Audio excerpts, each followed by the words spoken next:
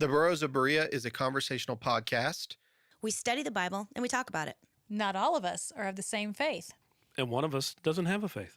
But we still love one another, and we're going to continue to talk about these things. The things we believe in and the things we believe about what we read in the Bible. Not all of these are necessarily true. Some of it is opinion and speculation. Thank you for listening and speculating with us. There you go. That was good. Yes. You are listening to the Burros of Berea. Hey Burros listeners, this is Andy. This interview was done shortly after the Eschaton 2025 conference held in Sydney, Australia earlier this year. Enjoy. Well, I am here on Zoom, zooming across the globe. I watched this young lady, very smart lady, very informed lady, on the Eschaton 2025 conference. I took part in that conference. I spoke once, and we uploaded a video that I had done. But as I was watching, of course, I was wanting to watch Dawn, but then I saw this testimony of our guest that I've got on here today. And then she taught a lesson on Matthew 25, 3 parables in Matthew 25. And she even dove into the book of Revelation some. And I was really happy, and I was very surprised to see her. So we have our guest, Gavin from Sunshine Coast, Queensland. Hello, Catherine. Hello, Rick. Hello to everyone listening. Yes. So I've heard two funny things. I heard that Americans love the sound of an Australian accent, but I've also heard that some Australians like the sound of a Southern American. Have you ever heard that?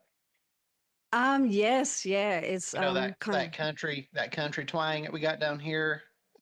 Yeah, we probably try to imitate it sometimes. It's fascinating to us.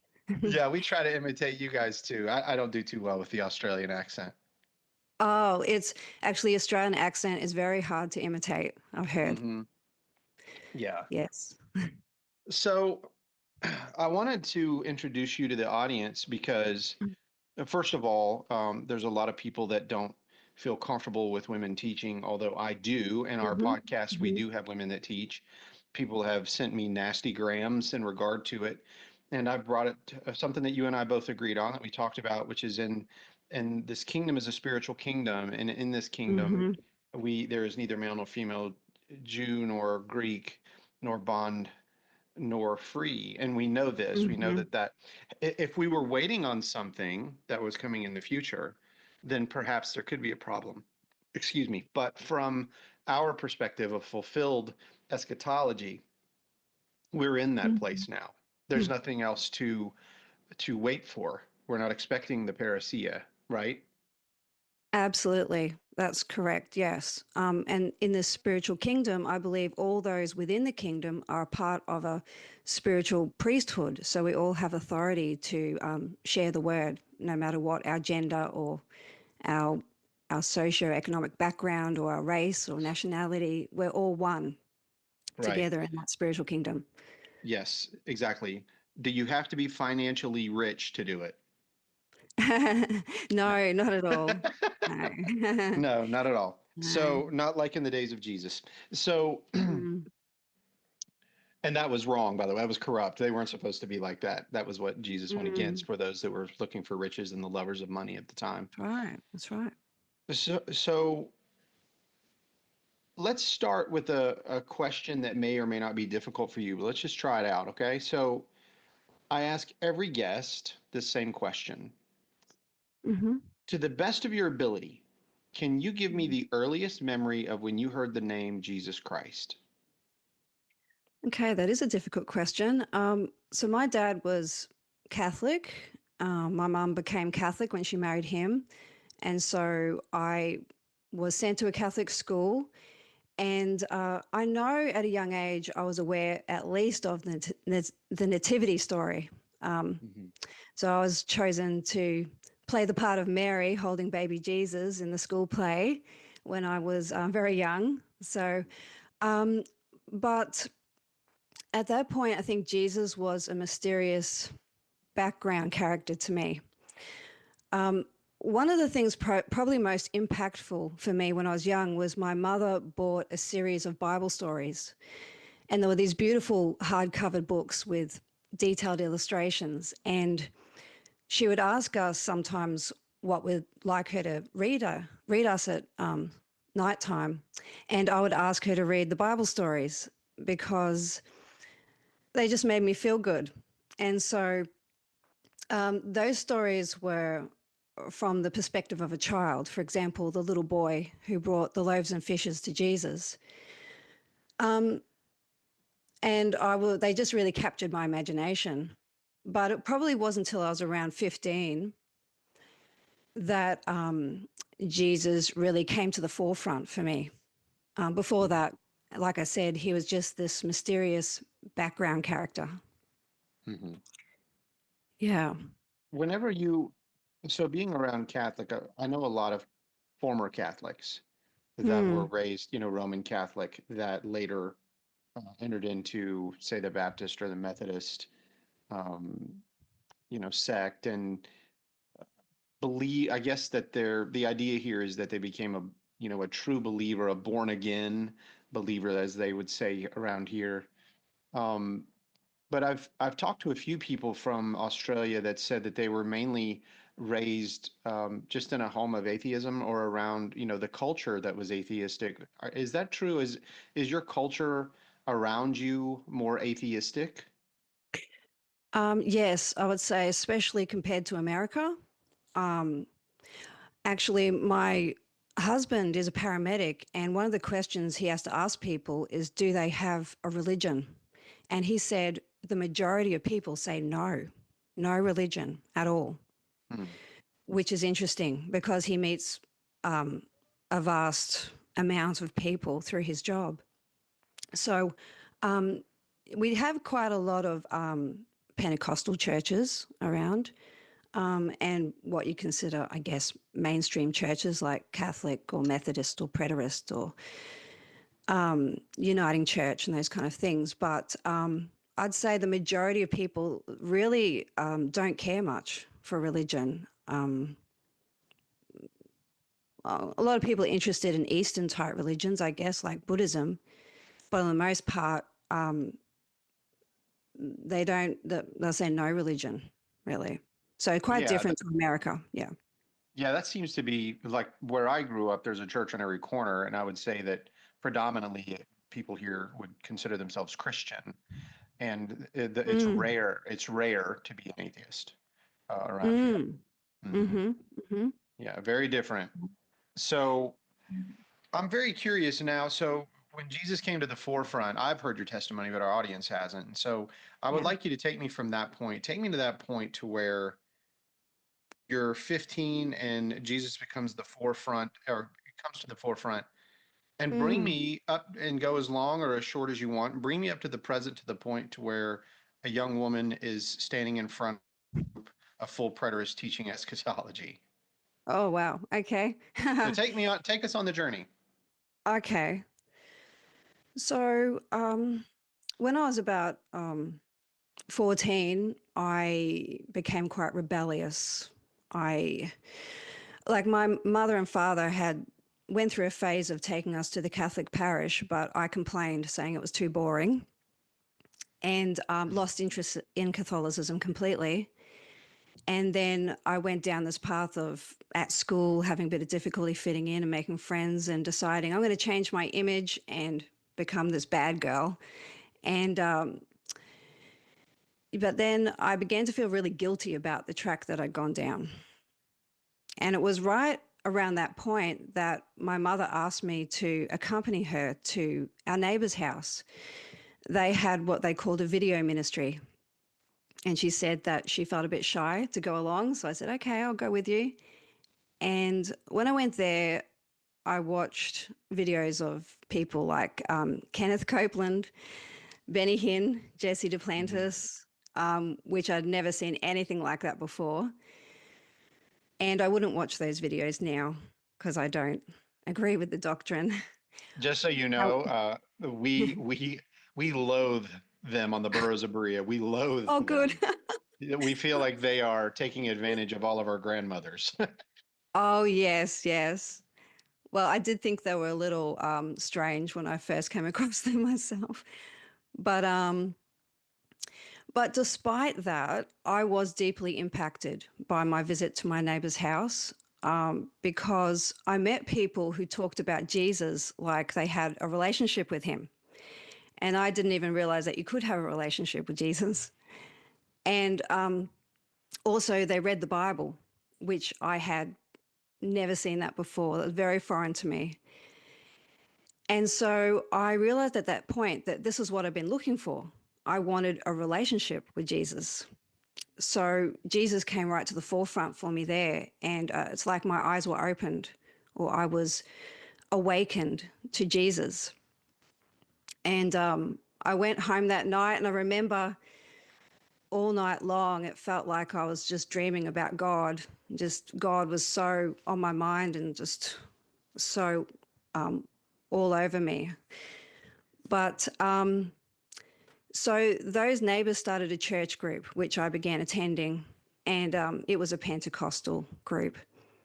Now, very soon after that, I actually went off to boarding school, and then I went to uni, so I was away from home, and unfortunately, I got into some drugs and things like that.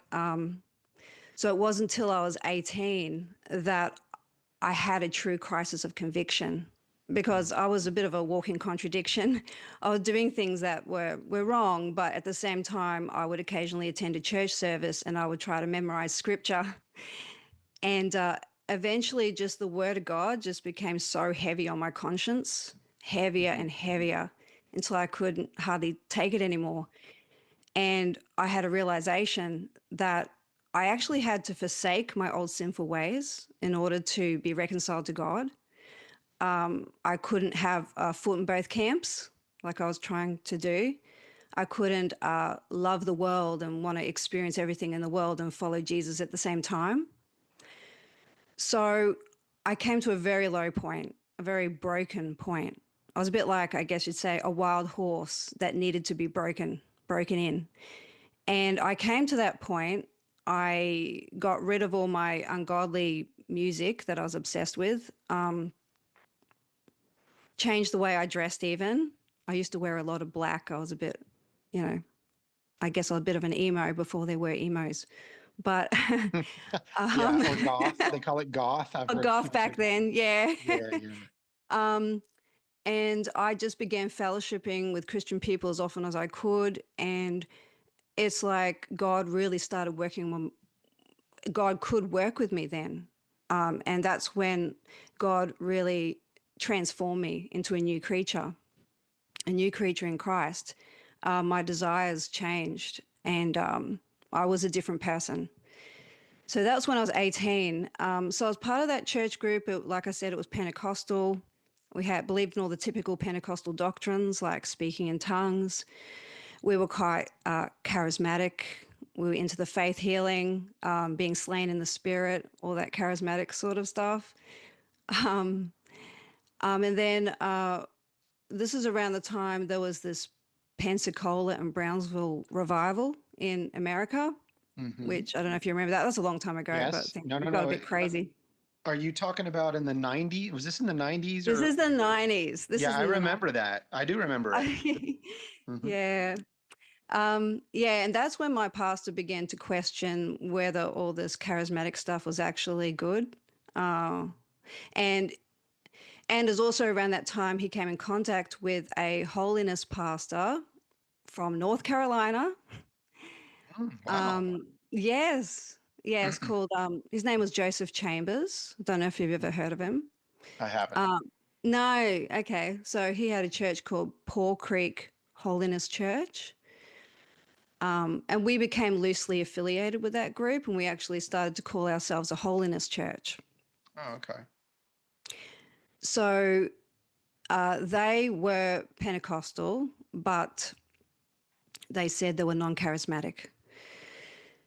And they had doctrines that I guess you'd say kind of Wesleyan type doctrines. such as you have to consecrate yourself fully to God, present your body a living sacrifice acceptable unto God. And at that point, you were positionally saved. But then you had to wait upon God to sanctify you. We believed in instant and entire sanctification. And then, and you would be, the Adamic nature would be purged out of you and you'd be filled with the Holy Spirit. And at that point, God's righteousness was imparted to you, not just imputed, but imparted. Anyway, these were the doctrines. And they also believed in what they called outward standards, such as women had long dresses, long hair, they didn't cut their hair, no makeup, no jewelry. So we sort of took on all of that, and it paints a picture of what we look like. And I didn't cut my hair at all for 10 years, so it was pretty long. Wow. And that, yeah, and that I believed all of that. For me, so that the doctrines about being consecrated and sanctified dealt with something I'd been concerned with in the Pentecostal movement that I'd seen, where people would just sort of say a sinner's prayer, repeat after me, and then they'd be pronounced born again, and they hadn't even dealt with the sin in their life, and it just seemed a bit too quick and easy and not really genuine. So I was pretty embracing of those doctrines that were taught through the Holiness Church. So anyway, so I was about 20 when we became a Holiness Church. Okay, so later on, like when I was 26, I actually flew in a plane over to North Carolina and I went to a camp meeting at that Holiness Church. You said that it was called Pole Creek. Paw, P-A-W, Paw Creek. Oh, Paw Creek. I'm going to look this up because I want to see how far Yeah. away you were from me. Yeah. Paw Creek. I even remember the street name was Tuckasegee Road. Yeah, 5110 Tuckasegee Road. Yeah, that's it. And let's see where that is located. It's in Charlotte. It's an hour and a half from me here. Ah, yeah, So okay. you All were right. very close to us. Yeah.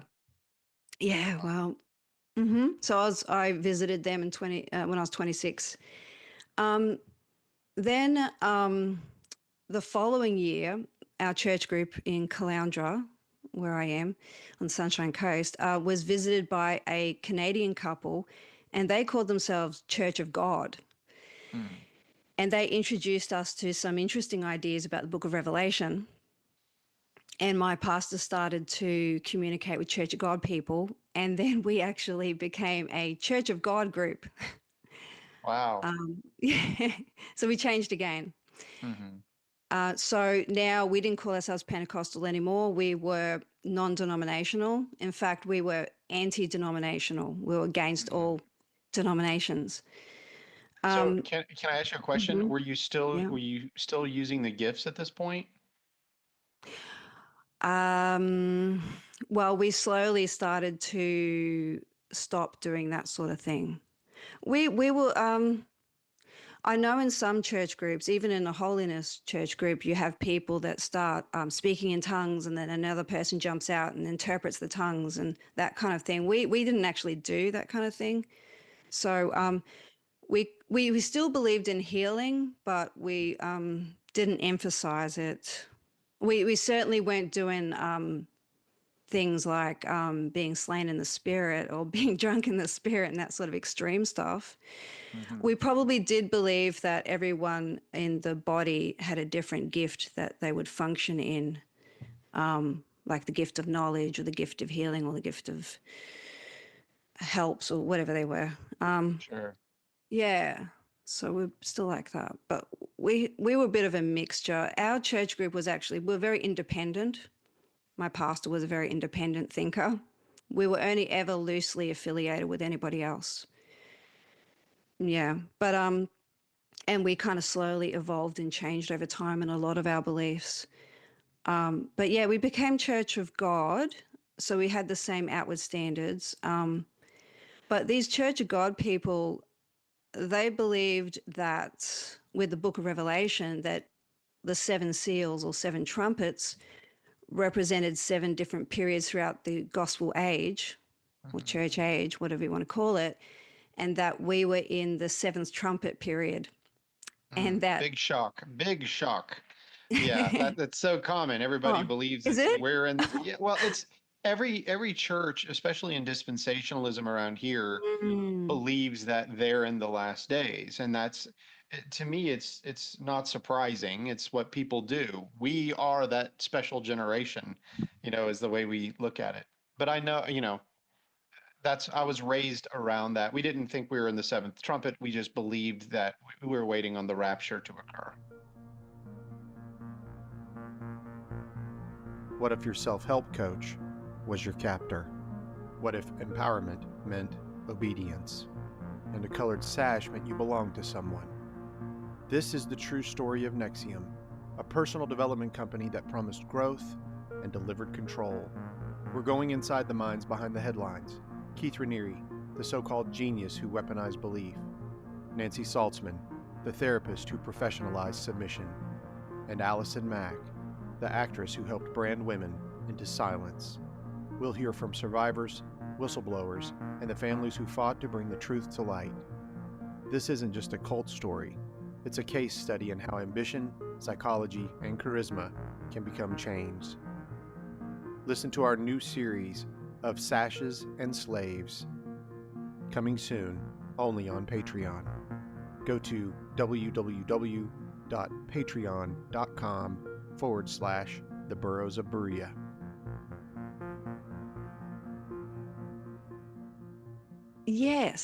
yes, that's right. And I think when we were Pentecostal, we were waiting for the rapture. Yeah, and that was sort of a given. Like, how could you argue against that doctrine? That's how I felt at the time. Like,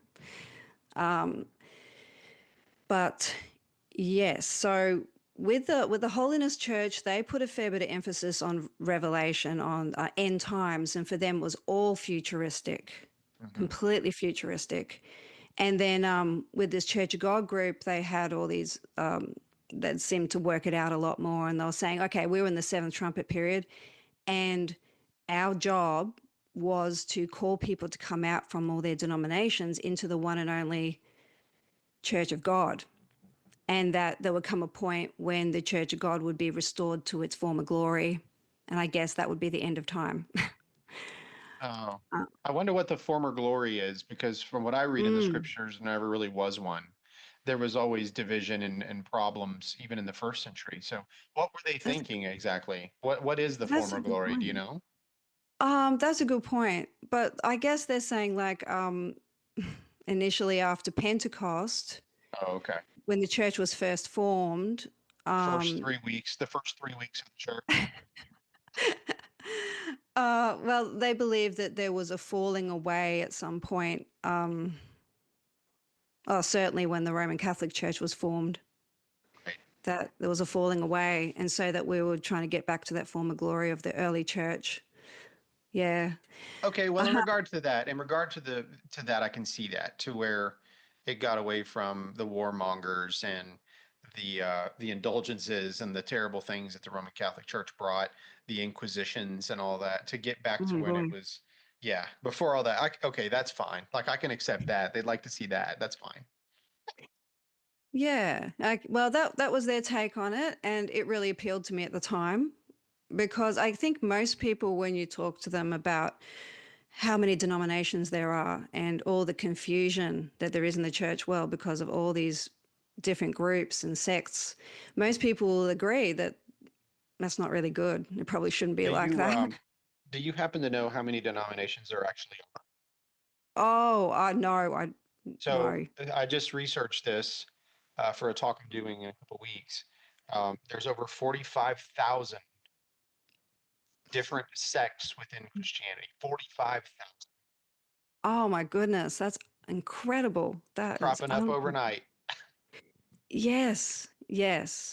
And they've all got their particular doctrine that separates them from everybody else and differentiates them. Um, Yeah, so most people will agree that it shouldn't really be like that. There is a lot of confusion and division, that's for sure. And so that appealed to me, the idea of calling people to come out of their denominations into the Church of God. And except now I understand that these Church of God people incorrect in the idea that the church was being restored and that it would, go back to its former glory and then the end of time would come. They didn't quite have that right, I believe. Now, so anyways, so we were Church of God for a while, quite a while. And then actually my husband and I, because I met my husband in the church group that I was in, we ended up leaving that church group when I was 40 years old. So I was basically with them from when I was 15 to 40. Wow. Yeah, so that was a huge thing for me and for him. And I'm pleased that my husband and I were able to leave together and that we've just been on this journey together in everything. I know I've heard other people's experiences saying that, they're not quite on the same page with their husband or wife. So I'm thankful for that. Yeah, absolutely. So, was there anything in particular that made you leave when you were 40? Yes. Oh, that's a bit of a story. Well, Now, if it's too personal or whatever, I don't need to do all that. But I mean, it was just mm, curious what it might be. It's up to you. You y- can share whatever you y- want. yeah. Well, I just felt that the dynamics were unhealthy. I've got to be careful what I say. I understand. Yeah. Yeah.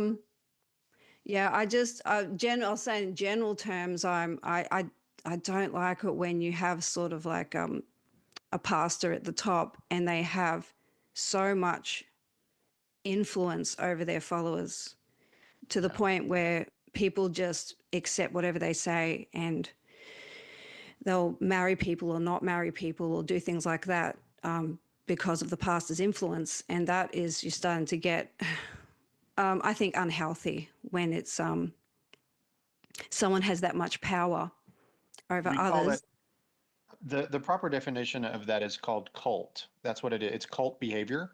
It's Okay. yep, it is. You have behavior and information and thought and emotional control. And when you see that, that is the definition of a cult. And usually when you have a pastor that is wielding their power or having that much influence without any checks and balances, that's the sign. So it looks to me like you and your husband um, Yeah. probably got out before anything really bad could have happened, I assume. Yeah, well, some bad things did happen before that. Like, Oh. well, we were told not to get married, my husband and I. Mm. And so I called off the wedding. And then, anyway, I'm getting into some personal things here. But we ended up getting married, obviously, like 4 years later. And I was seeing this pattern repeated of this sort of like level of control I didn't feel comfortable with. I didn't think it was right. So, You made the anyways, right decision. You made the right decision for you, and your husband did too. That's wonderful. oh, thank you. Yeah. So we got out of that when I was 40 and it was very like a big deal, really big deal to leave the group. Look, I mean, I consider those people my family. So Well, I yeah. felt I felt, quite lonely after leaving, quite disconnected. So Are they I still disconnected from you? yes. Well, I might occasionally see somebody in town because we still live in the same town. Yeah. So very occasionally I'll bump into somebody and some of them I can talk to and have a conversation with, but I know that essentially we are disconnected because we're not in the same church Yeah. group.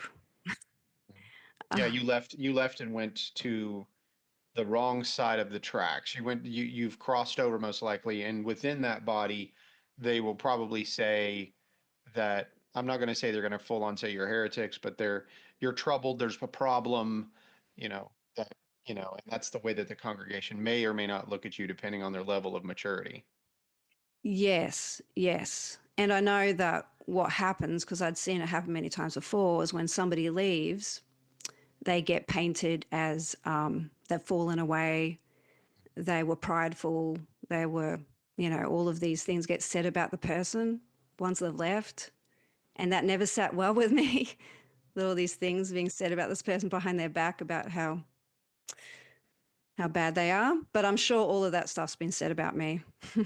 Sure. Well, Yeah. and yeah, I wouldn't be surprised if that was the case, Mm. but I still think that you and your husband made the right decision, and that was probably the best thing you could have ever done is get away from a high control group like that. Yeah, yeah. Well, it was really the problem is when I was in that group, I didn't really study the Bible properly myself. I didn't feel the incentive to study the Bible because I was really reliant on the person behind the pulpit to feed me. Right. So it's since leaving that group, I started to get serious about God and serious about actually studying for myself, and a whole new world has opened up for me. You Whole and new, I, you and I have yeah. something very much in common. We both Mm-hmm. fell in love with the Gospel of Matthew. Oh, wow. That's so good. Yes. Yeah. I heard that in your talk, and I was like, "Yep, I'm right there with you." I love that gospel. I love them all, but the Gospel of Matthew, it's such an amazing, like cohesive unit. It's wonderful. Oh, I love God. Yeah, I love Matthew. Yeah, well, in all those 25 years I was part of that church group, I never understood Matthew. I never knew how cohesive it was and how all the chapters build up to the Olivet Discourse and explain the Olivet Discourse. Never knew any of that. There was so much I didn't know, I realized, over all those years. And there's Um, also, it should tell you how much that your pastor doesn't know as well, yeah, about true. that book, right? Never taught it. You never were fed that. You were never taught that. No, no, not in a cohesive sort of way. I mean, one thing he did say, and it was true, was that the Great Tribulation that's spoken of in Matthew 24 was to do with the destruction of the temple in 70 AD. So those bits and pieces that were definitely true that he shared with us that he knew, but since coming out of that group, I'm understanding it in a more complete and cohesive way. But anyhow, I left that group. I joined a Skype group that was facilitated by a lady called Sansha, and her husband was a YouTuber called Mike Desario, and he has now died. But so in that Skype group, they talked a lot about repentance proven by deeds, working out your salvation with fear and trembling, enduring temptation, living above sin, living above willful sin. Like you'll make mistakes, but living a life that is above willful sin. Yeah, so that's what their emphasis was on, all that, and I learnt a lot actually through them. And this was me starting to actually read the Bible for myself too, and becoming aware of more scriptures that I'd never taken notice of before. But they steered away from the whole eschatology thing. They weren't particularly interested in that because they thought that was really just a distraction from the main message they were trying to get across. Right. Yeah, so in about, I think, 2019, I started my own Skype group. And the idea was that we were going to study to show ourselves approved. We were going to, so we would each week study a Bible topic. And then eventually we moved to studying the epistles chapter by chapter. And that was so beneficial for me. I'd never done that before. And I gradually started to actually understand the context of each epistle, and then I began to see how the epistles were connected together. And it was wonderful. And then, yes, so my husband was in my Skype group, our Skype group, I should say, sorry. Yeah. And some Americans from Sansha's group came over to ours, and the Americans, most of them had come from knowing Mike Desario and his teachings. So that's kind of what we were united around. However, I knew that I had some different ideas about eschatology to what most of the people did on our Skype group.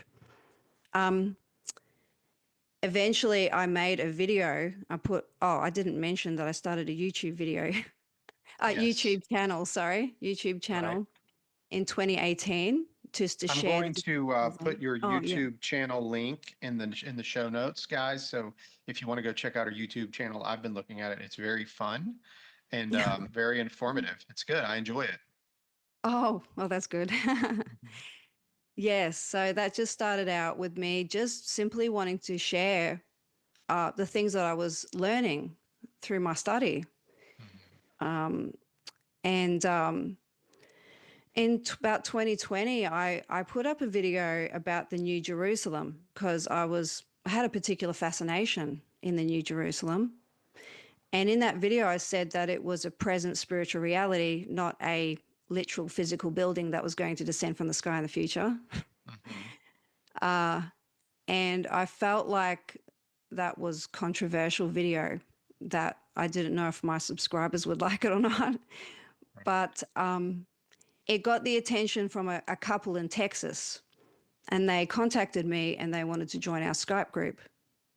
Actually, I think we changed to Zoom by that time. But anyhow. Yeah. And so we were studying through 2 Peter 3 when they joined us. Well, that's a good one. 2 Peter 3. And then we started from there. We started talking a bit about Matthew 24, and I became aware that they believed in fulfilled eschatology, even though actually I wasn't familiar with the word eschatology. Back then I didn't know what that word meant. Right. But So they believe. can I ask you a question right quick before you go too far? So Yeah. your own personal studies led you to fulfilled eschatology. Did you have any other books or any other influences that you had come across? Or was this just you studying this and you were like, I believe that this is fulfilled? No, it wasn't just on my own. Well, under my pastor, he actually taught us, first of all, that Jesus had already come back. Oh.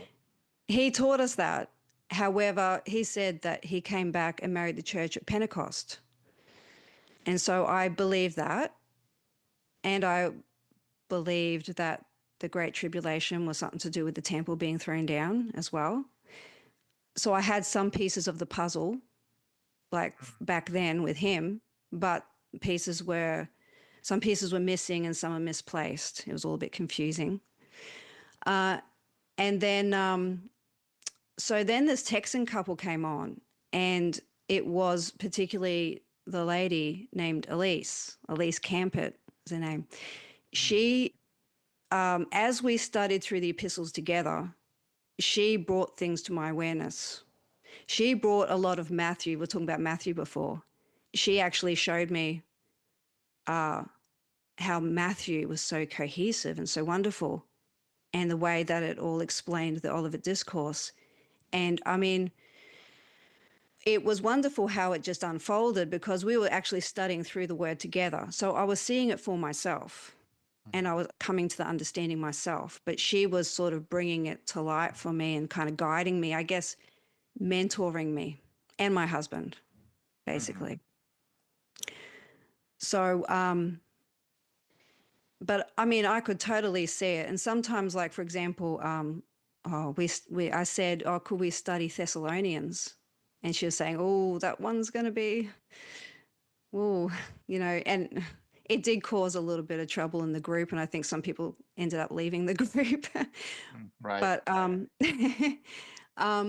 But yeah, I could just see, like, we looked at the day of the Lord in 1 Thessalonians 5, and I didn't really understand what that was.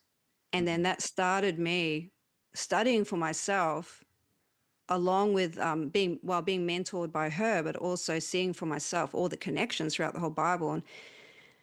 And understanding the day of the Lord was basically the destruction of Jerusalem and the temple in 70 AD. And that, that was the final, the judgment there. So yeah, so I could just see like basically how the Bible interpreted itself, how because when you start studying things in context, it just explains itself. And Yeah, it's remarkable that way, isn't it? And when you're taught by other people, they give you these filters that you filter the Bible through. You notice that each stage yeah, that you were in or that I was in my life, we were taught to look at the Bible through a particular frame of reference. And so mm, everything we saw, I think Doug Wilson says it best. Of course, he says it negatively about full preterists, but he says, um, if you have a hammer, everything that you see is a nail. And I like how he put it that way, because when you think about that in the Bible, like for example, if you're thinking of futurist things, then when you look at that Bible and you read those futurist things, it makes you think, oh, this is going to be things in my future. Whereas when we look at things with past, sometimes we look at those things in the past. However, what I've discovered is that if you just let the Bible interpret itself, if you just let it tell you what things mm, mean and interpret itself, it will reveal itself. It reveals itself in the text. It shows you. totally, it You totally just have to does. turn. You have to turn these things off in our head. We have to the filter. We have to change that filter. Just let it do it. It's hard. It's very hard to do that. It is hard to do, but I agree. I think sometimes you have to be able to sort of just put aside your preconceived ideas. Just put it aside, how the filter or the lens through which you have looked at everything so far, maybe that's wrong. Put aside and look at it with fresh eyes and think about the original audience. And that was a huge game changer to me.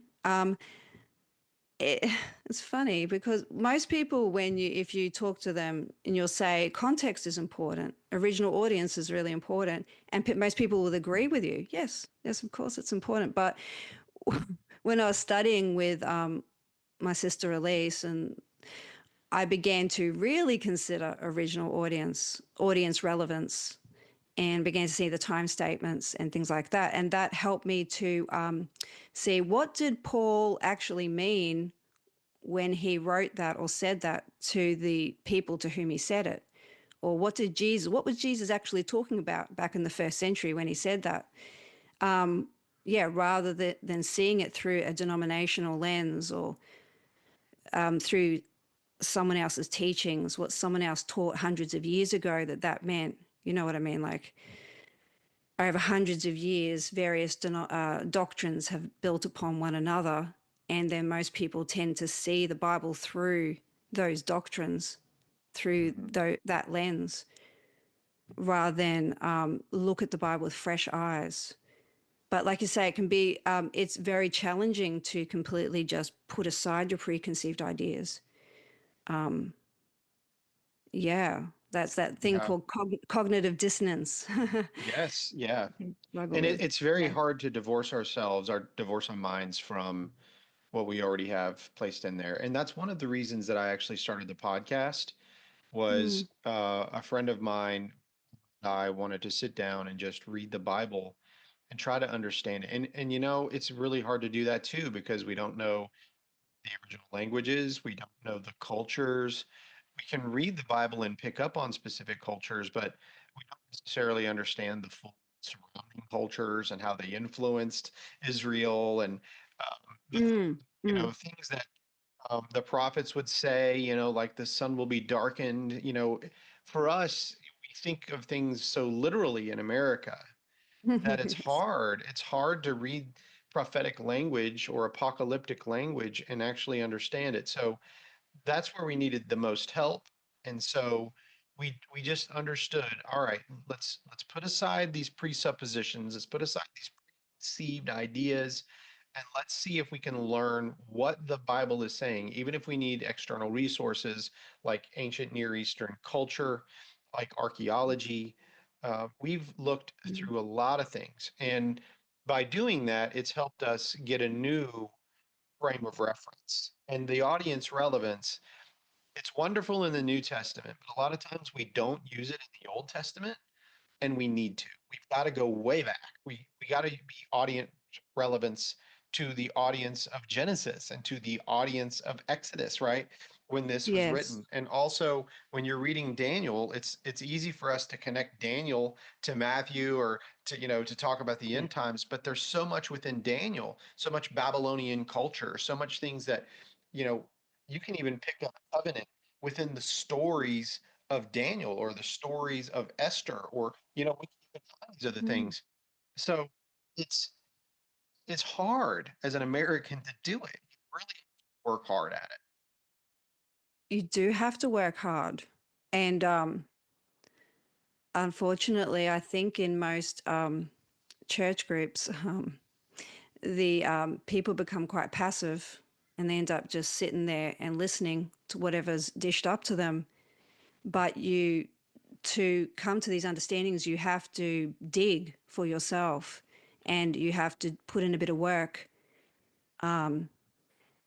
So yeah, but there's so much to learn, so much to understand. Like you say, understanding the language and the meaning of the language that was used in the Bible. What's really important, I think, is like you're talking about the Old Testament. Actually digging into the Old Testament to understand the New too, and that's something I think I'd neglected the Old Testament a lot.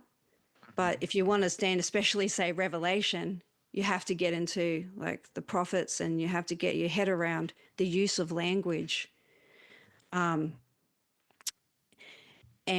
like you say, usually most people, they read the Bible and they think everything's literal and physical when sometimes there's figurative language.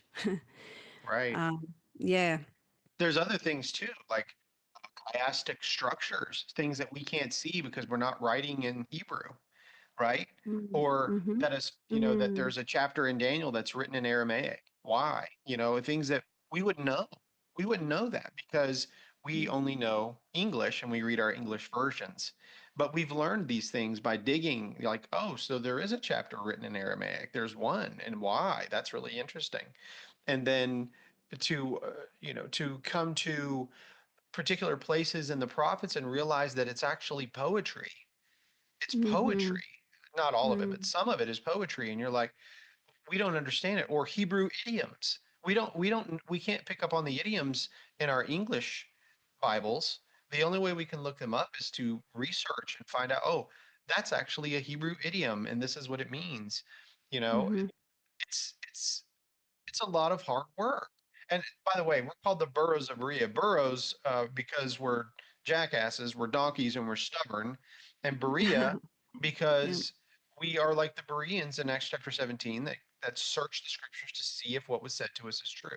That's what we want to Mm-hmm. do. And it is not an easy thing. You have to be willing to work hard and put a lot of effort in and take some shots in the head. People don't like it when for us, like we come to Sure. these understandings and we feel pretty strongly about them, and some people don't like it even because it differs from the creeds, or it differs from orthodoxy. And it's not because we're just trying to be obstinate, it's because we simply see it in the scripture and we've studied a lot about it. Yes. Yes, that's right. I suppose that's part and parcel of sharing truth and putting it out there is that you are going to get negative comments. You're going to have people disagreeing with you and saying all sorts of things on social media about you. And that is hard to take at times. So I don't like to get into arguments with people or Sure. debates, especially if they have a go at me because I'm a female Right. teaching. I kind of think, oh, what's the point of even trying to argue with this person because they won't listen to anything I say because I'm a female. So I Right. just let it go. But Yeah, it's very common where I live, about women not being able to teach, and I've had several people argue with me about, oh, I don't care yeah. or what they say, because of my eschatological position and where I believe that we stand today. It's released me a lot of things that Paul was really concerned about during his time Mm, ministry. He was mm, there for a specific time. And he knew it, and he knew when he was removed that ravenous wolves were going to come in and start disrupting, he was very aware of it. So he took care to teach Titus and Timothy particular understandings, knowing that the end was near, and that once that happened and we had all of it, now there is therefore no more Jew or Greek, and about it. That is the world we do live in. Paul is the one that said that. So Paul said that, and Paul also said the other things. So only because I hold to a fulfilled eschatology did my mind change in regard to women teaching, because otherwise, looking future wise, like Paul was, he said, I don't allow a woman to teach a man. I mean, he said it. What else do you want to hear? But why? This is why he said it and when he said it and to whom he said it. That's beyond conception. And so that's where I'm at. So teach away, lady. I'm all about it. Oh, okay. Oh, thank you. In case you needed my permission, I've given it to you. There you go. Oh, thank you. I appreciate that. Yes. So that's where you are now. So you have a YouTube channel. And like I said, guys, I'm going to put it in the show notes. And I'm also going to put the links to your talks at Eschaton 2025 there in Sydney. And Brother Al Person, who was so kind to put all that up. So I'm going to send links there, guys, for you to look at it. And so let's talk about your future. I don't know if you were done with your testimony. I mean, you're in full preterism at this point, right? Yeah, I think I'm pretty much up to date with everything there. I came to an understanding slowly over a few years of completely fulfilled eschatology. I think that up until I was mentored by Elise and her husband, I didn't have the full picture in my head. I didn't really understand it. But then I slowly, as we're studying the Bible together, I came to a full understanding of fulfilled eschatology. And that it was probably about 3 years ago that I realized the book of Revelation was not at all futuristic. Even Revelation 20 talks about a resurrection, a white throne judgment, that even that has already happened. Right. Yeah, it's wild, isn't it? Yeah, it's wild. It's wild. Yeah. So that's where I'm at now. Yeah. So are you going to continue to teach on your YouTube channel? Yes. So right now, what I'm working on is putting up videos about the book of Revelation, and I'm trying to work my way through the whole book, but it's quite a big job.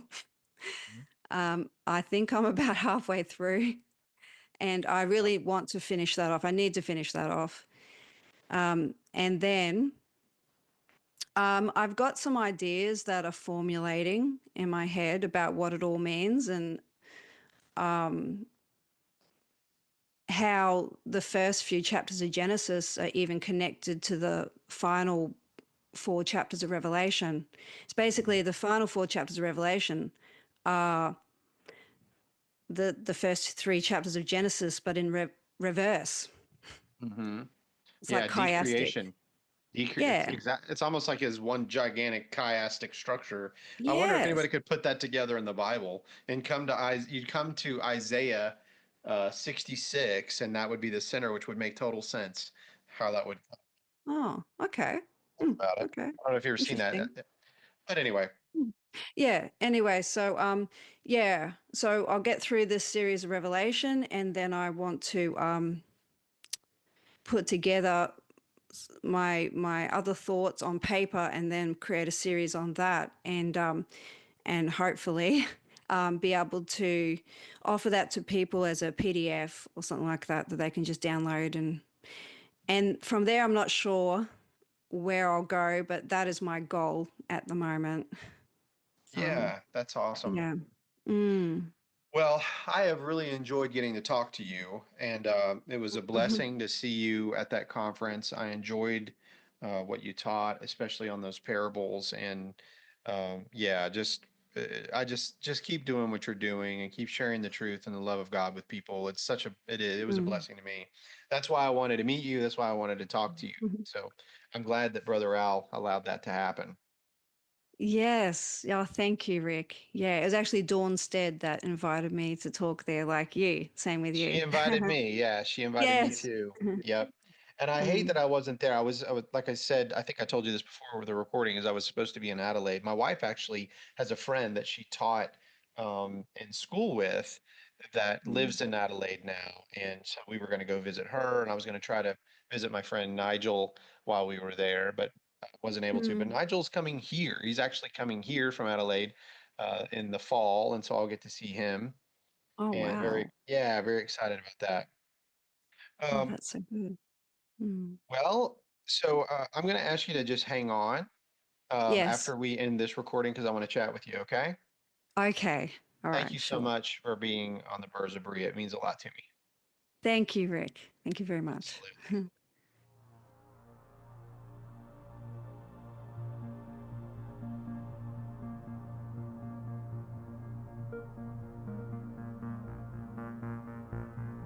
What if your self help coach was your captor?